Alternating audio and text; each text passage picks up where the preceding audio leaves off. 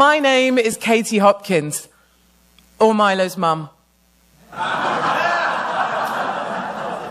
am a straight, white, Christian conservative and a married mother of 3 under 15.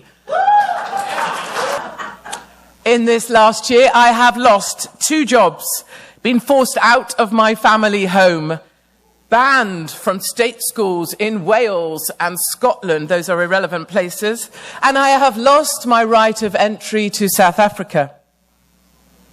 I would add my lost dignity to that list, but that went a very long time ago. The destruction of the family unit, the ruination of a country's identity, the violation of our faith in democracy itself, we are left wondering what the hell we can put our faith in.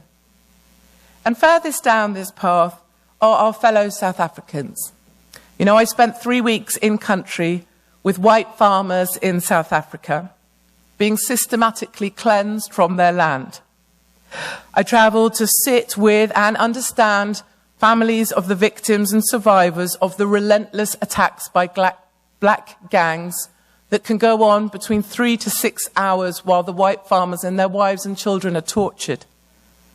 I lived on the farms of future victims, just as I promised you I would a year ago, almost to the day, right here. I wanted to share their fears for the monsters that can come in the night. The last days of the whites in South Africa are upon us.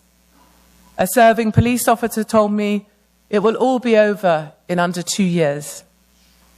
My new farming friends, big, bold Boers whose grandfathers turned the bushveld into fertile land, are now preparing to make one last stand.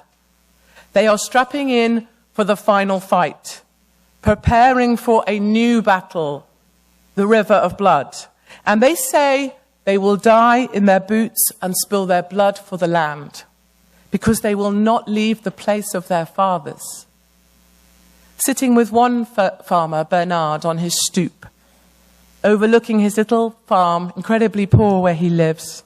It's why they can't leave. They don't have the money to leave. His father on that stoop was beaten to death by the black gangs.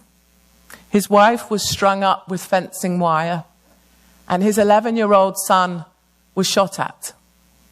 His 8-year-old son can no longer leave the house because he witnessed all of this, is on antidepressants, still can't sleep, and says he wants to kill himself because he wants to be reunited with his grandfather. But you know, perversely, it is in the face of this deeply upsetting tragedy of biblical proportions that we too can find comfort and hope.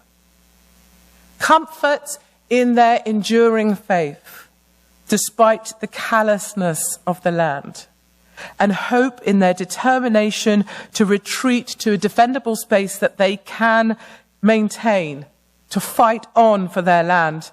Bernard told me as he looked out over his farm, he still has faith in 2 things, God and the land.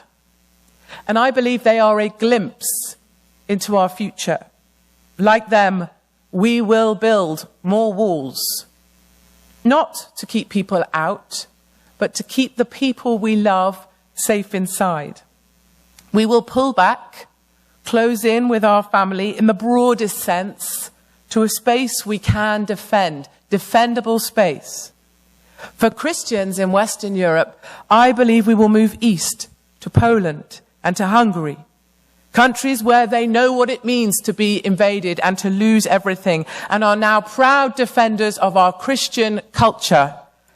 To the AfD, who helped overthrow Merkel just this election in Germany. Woo!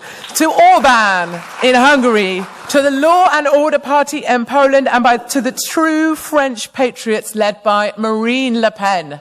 Vive Marine! Vive Marine! We are united in our fight for freedom and to keep the people we love safe inside. We will fight for our country. I am a nationalist, and I am proud to be one. Our South African brothers and sisters are leading the way, readying themselves to make one last stand, Together, we can do this. We promise we will keep the faith in God and in the land. Thank you very much indeed.